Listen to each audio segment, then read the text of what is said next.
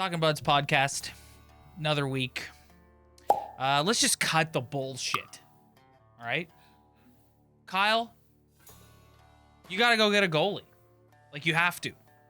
Like, I'm not here to like dunk on Jack Campbell. I'm not here to like call the guy out. I'm not here to like criticize him. I'm just here to talk about the facts. And the facts are, I don't care if you have Nick Lidstrom, Victor Hedman, who's another legendary NHL defenseman? Scott Niedermayer. Chris Pronger. Yeah. I don't care if you have any of those guys back there. If you can't get a save, none of it matters. And like they can't get a save. Like, every quality scoring chance right now is in the net. Yeah, and the stats are just backing up everybody's theory of how much these guys suck. Yes. Like, they're no good, mixed in with a little sprinkle of the Leafs being the softest team in front of their own net I've ever seen in my entire life. Like, the amount of guys who like Liljegren, did you see him right on JT Miller? Just guy hits in the net. It's like, can this team be any more softer in front of their own net? Like, they need a save and they need to be tougher in front of their own net, or else they're in trouble. Well, I mean, that really comes down, like, that's the main question here. It's like, clearly defense and goaltending are the issues here. Like, the game against Vancouver, like, they're dominating offensively. Like, JT gets on the board. So happy for him. Matthews dominating. Like, at every quality look on net, Campbell's letting in. And you're right. You're absolutely right about the soft defensive play in front of him. Yeah. But it's like, what? No, but at some point, it's like he's let in, 4 or more goals in his last 5 starts or whatever. Like, no matter how bad your defense is, like, at some point, you're going to need your goalie to like win you one of those games, or only allow 2 goals. Or it's just like every single game, it's getting harder to blame the defense or blame the team defense or the system. It's like, no, when 4 or more goals are going in on this consistently, like, this is an issue. And I don't, like I said, I'm not here in no way am I trying to be like negative and dunk on Jack Campbell. I'm just giving you my opinion, and I'm trying to spit facts. And the fact is, this is a crucial year for this hockey team. Okay, so Campbell's not getting it done. I don't think he's going to get it back. I think he played really well to start the season, but I don't think that's coming back. And at this point, you can't risk your season on a hope that Jack Campbell's going to figure it out. And can I just make one thing perfectly clear? Like, the amount of people so Kyle Dubas is doing some media ahead of next Sunday's Heritage Classic, and he goes, I believe in both our goaltenders. Sheldon Keefe last night, Jack Campbell. To me, that looks like a guy who's right on like the edge of finding his game. It's like, of course, what are they going to say? Are they going to come out publicly in the media and go, yeah, no, he sucks? I just don't. Kyle Dubas has a track record of not having like a quick trigger finger. So I think he's the type of guy who is going to stay by his, like, we believe in these guys. We believe these guys can turn around. Do you think from his history and the way he has acted as a general manager so far in his career has warranted the opinion that he is going to pull a trigger on something like this? I don't know. The thing about getting a goalie too is like it's essentially a rental, and it's like that's they don't want to do that again. And like, I don't really blame them, because the rentals haven't really gone that well. So it's like Marc-Andre Fleury, that's a rental. Like, you're giving up assets for a guy who might not be here next year. There's also just like what's really out there too. Like, there's Marc-Andre Fleury, but like, do you believe that any goalie out there, like a Braden Holtby, is an upgrade on Jack Campbell? Right now, yeah, probably. That is so, and that's where it gets interesting, because Campbell is that bad right now. Yeah. Like, he's dropped the whole I'm a hero in the media after the games lately, and I'll commend him for that, because it was kind of getting on everybody's nerves. But like, he's that bad right now. Yeah. Like, worst in the league type stuff. So I just, it's a massive problem. You can't win with your goalies playing like this. But for me, I just can't see Kyle pulling the trigger on something because, like, Marc-Andre Fleury is just the obvious name that everyone knows. So they're saying his name. But, like, again, that's a rental. There's probably other teams that are interested in him as well. And then other than that, it's, you can't even really think of any other guys who would be a massive upgrade because half the league's looking for the number one goalie right now. So it's like, who's out there that they can go get that's going to be a difference maker for them? And I just don't think that's available. And I don't think Kyle has I don't know the right word for it, the wherewithal to go out and make something creative. He's going to stick by his whole "we believe in these guys" because that's been his motto since he started as a general manager. So I don't know, man. See, this is why I knew that this discussion today was going to be therapeutic for me, because I started this looking dead into the camera saying, you got to go get a goalie. But as I'm sitting here talking to you about it, it's like, who is it? So it's like, I don't think they're going to do any rental type move. I just don't see that happening. So if they do make a deal, it's going to be to acquire a player with term. So you want to get the best player you can, which will likely be a position player, whether it be a forward, a defenseman, whatever. And then, you just got to hope that Jack Campbell gets his life together here. It just sucks because there's no resume to back it up. I've said this every single week since this problem started. It's just, it doesn't make you feel any better that there's no proof that this guy knows how to get out of something like this. There's a reason why he was a high draft pick. And he never was a number one goaltender. He struggled throughout his career, probably had some good stretches at times, but never has been consistent enough to take the reins to lead a team as a number one goalie. So, I mean, he played well last year. He filled in for Freddie when Freddie was hurt. He had a great start this year. So we know he can play goalie. We know when he's playing well, it's not like he's not capable of being a good goalie, but it's just, this has been a long stretch of bad hockey for him, and I just don't know if he has the experience or he has it in him to get back to what he was earlier in the season.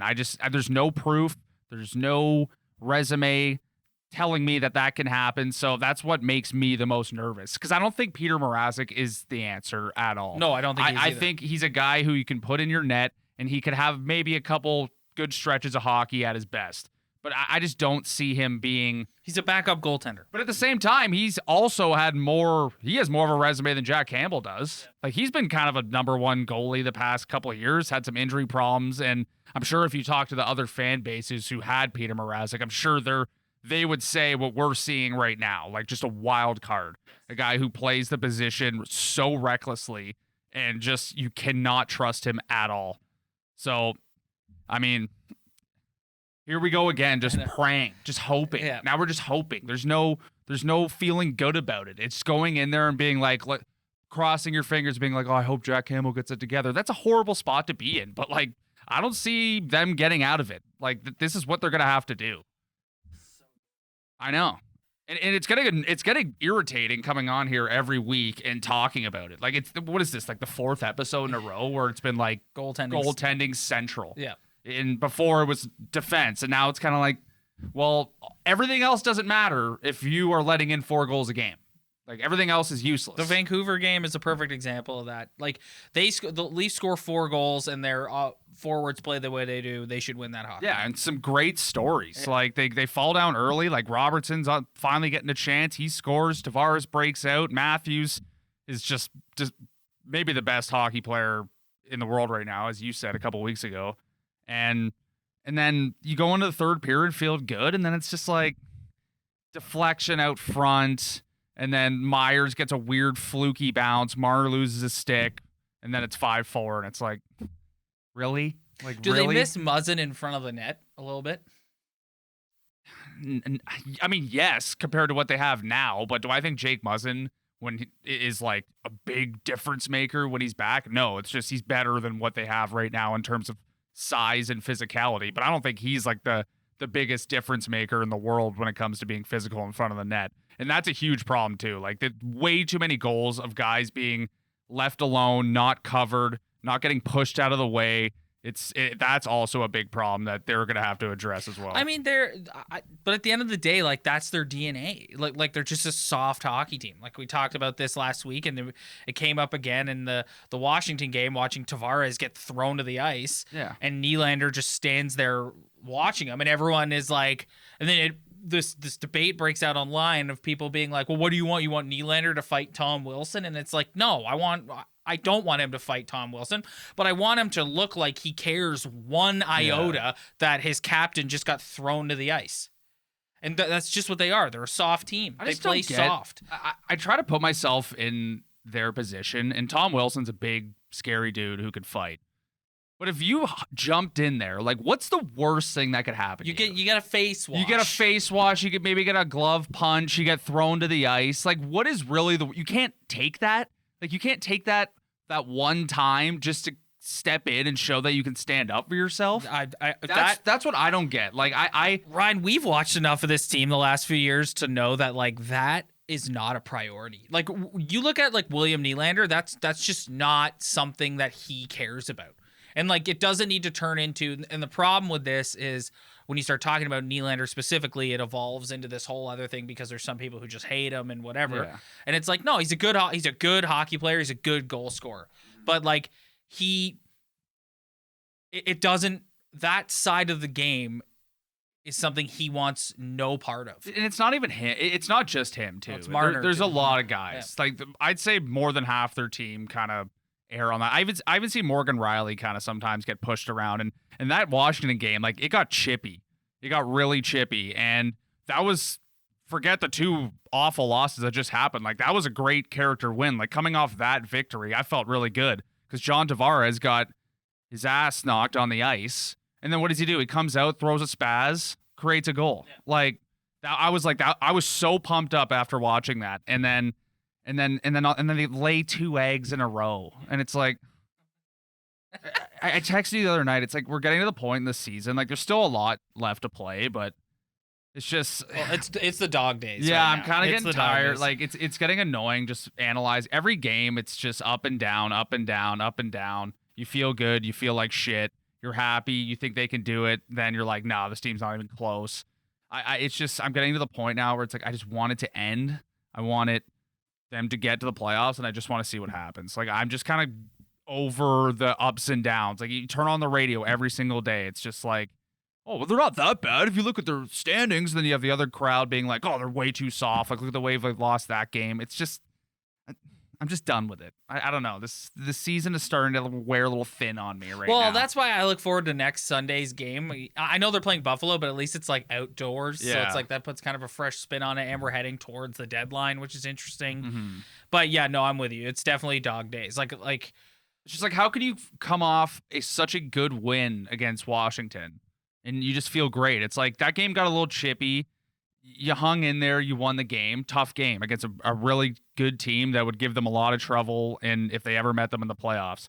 And then you feel great, and then they play Buffalo, and it's like they just suck. Yeah. And it's just like how could you do that and then do that? Well, we've seen it. That's just this team in a nutshell. We've seen it so many times in the era of like the Dubas era with this core. It's like they have nights where they just suck. And you've said it before on this podcast, like when they're bad, they're really bad. Like rarely do you watch them and go, oh, they lost 4-2. They just didn't have it tonight. Couple bounces. That was a different game, blah, blah. Like that's rare. Like it's that you watch them and you're like, oh, they were dominant tonight. Matthews was all over the ice. They're big saves from Campbell, Mrazek, whoever. Or you watch them and it's like the Buffalo game. It's like no one showed up. The goaltending's horrendous.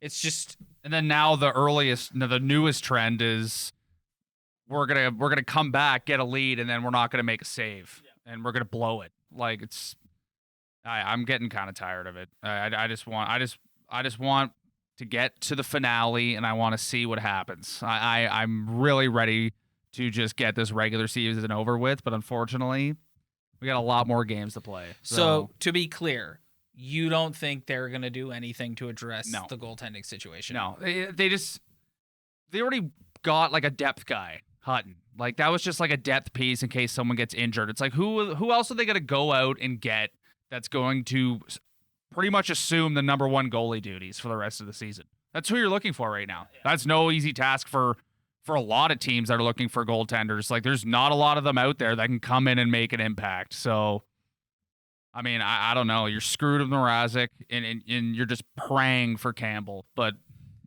I worry about if it doesn't work out, it's over.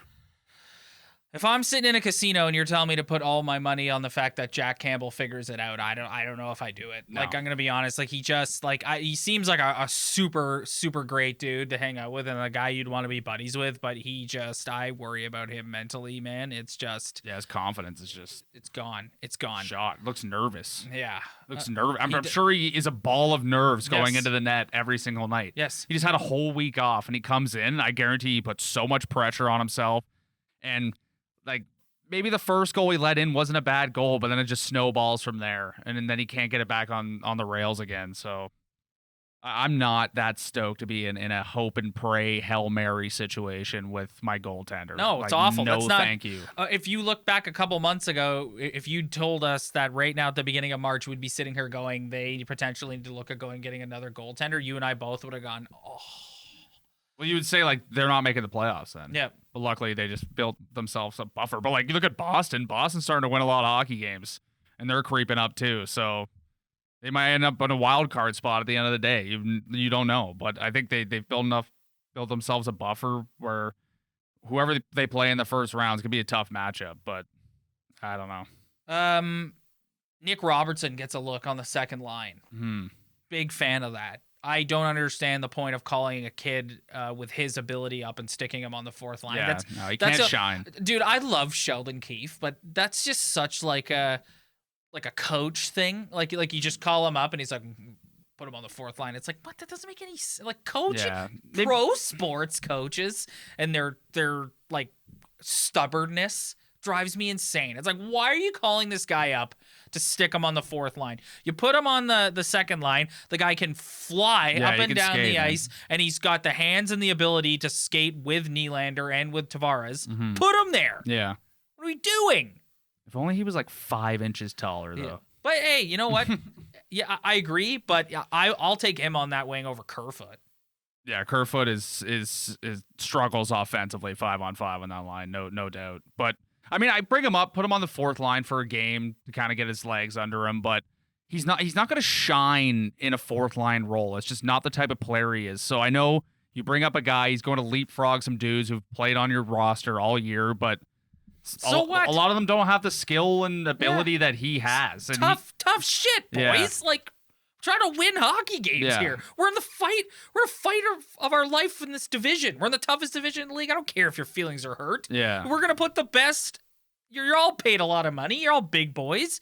We're gonna put the best guy in this position that's gonna give us a chance to win hockey games and give us a chance to score goals. Because right now our goalie can't stop a goddamn thing, and our defense is just letting guys chill in front of him. Oh my. Yeah, just hanging out in front of the net. Just standing there, no fight back at all. I do think, again, I'll cut him the slack of the fact, like what I always say, that it takes defensemen a long time to develop in this league. But man, there are some shifts where I watch Timothy Liljegren where I'm just like, oh man, yikes. He's just overpowered. He makes some nice like passes sometimes. Like he set up Matthews for that one time. But that's what I mean. That was a nice soft pass. He looks soft. But when you're watching a goal happen so quickly that it's hard to like break it down at first glance, and then they go to the replay and there he is, supposed to be covering his man, and it's just so pedestrian. It's just like the stick out in front, not leaning on him at all, just kind of I'm there but I'm not, and it's just like that's not what this team needs. They need a dude to just literally push this guy out of the way and be physical and be tough. Because when your goalie sucks, he's going to suck a lot more when there's dudes just chilling out in front of the net. So when people make fun of us and our fellow Leaf fans, this is why we are the way we are. Like, here we are sitting here now, and it's like, it's really hard. You're sitting here in a season where Austin Matthews is the best player in the world and is a legit candidate to win the Hart Trophy. But holistically, I don't feel the best about this team right now. No, it's just they're back to inconsistency again. Like that was what they were Like, that's what they've been over the past couple of years. It's just inconsistent. At the beginning of the year, you look at all their numbers, like goals for, top 5, goals against, top 5, power play, penalty kill, top 5. Now you look, still best power play in the league. Penalty kill's pretty good, but that goals against is just whoop, whoop, whoop, whoop. Now they're right in the middle of the pack. Just inconsistency just crept back into this team's game all over again. I mean, I don't. At least, yes, it is the dog days of the season, but we do have the trade deadline to look forward to and to see what Kyle Dubas does. And they definitely need, I think, just also for the sake of boosting morale and trying to like jumpstart the rest of the team, like let's get somebody new in here. But yeah, I don't think they're going the rental route, and we'll just have to wait and see how it goes. Yeah, I feel like we would largely be disappointed at the end of the day. That'd be my bold prediction. Well, that's going to end this ultra negative version of the Talking Buds podcast. Hey guys, sometimes it just wears you down. It just seems like we're on replay. Yes. Like we're just replaying the same episode, just wearing different outfits and mixing up a couple different sentences. But it's just like, I want to go back and look. It was the 4th or 5th episode in a row where it's like, goalie suck, defense sucks. Matthews is the GOAT. Like, they show really good, but they can't get a save. Yeah. Like, it's just, they're too soft. Like, it's just the same over and over and over again. And it's not getting any better. I feel like it's getting worse. Well, yeah. That's the thing. It's like, I actually think it's getting worse. At a certain point, like, it is the DNA of your team. I know. Yeah. And which is but then here come the comments of like, how could you say this about this hockey team? Look where they are in the standings. They're having a career year. And it's like, yeah, you're right. I can't argue with you. But do you honestly think when you watch this hockey team that if they go into a first-round series against the Tampa Bay Lightning, they have a chance of beating them? 0%. No. Like, they don't. Yeah. So, like, I hear you. Yeah. I hear you, those people. And I get it. I like to use that sometimes, too. But, man, like, they're inconsistent as hell. Mm-hmm. Like, really, really, really inconsistent with really bad goaltending. Well, there you have it, folks. Yeah, like, like what else is there to say? Yeah. All right. We're gonna be back next week. We're gonna do a rare Sunday post-game show after the Heritage Classic. That's kind of cool. It is kind of cool. I like that it's on at like 4. Yeah. Like, that's a good, like, as the sun starts to go down, it's like I'm going to be still not crazy about those arena unis. I feel like they'll look good on the ice. Yeah. I feel like once they put them on, and I couldn't stand the ones they had a couple of years ago. The one that was just the Florida Panther, like, copy. The one with the stripe and then like yes. Those were no good. No. At least this one is just like, it looks like a practice uni a little bit, but I think... Did you see they teased that they're going to be wearing like a bunch of different unis through March? Like, they're going to be wearing like the arenas for this game. The St. Pats are in there again. And then there's next gen unis like the Raptors have that they haven't. Oh, nice. That they haven't released yet. You gotta get the people back in the building. Are they going? I saw there was a picture making the rounds of Bieber wearing like a black. That's not cool, man. Uni with a blue leaf on it. There are superstars all over the NBA bumping Drake 24/7. Like when you're getting repped by the Biebs, like, no disrespect to the Biebs, like, he's whatever, but like, that's not cool. Like, you're just gonna get chirped. Like, I hope that's not the case. Okay, all right. So we'll wait and see. That's something to look forward to. And like I said, we continue our drive to the trade deadline and to see what Kyle Dubas does, because he's got to do something. Thanks everybody for checking us out this week. If you like what you see, hit that like and subscribe button below. Spread the word. Tell your friends. We really appreciate it. Also, if you're listening to the audio version of this show, leave a little 5-star review. Little how you doing? Keep it moving. Thanks, guys. See you next week.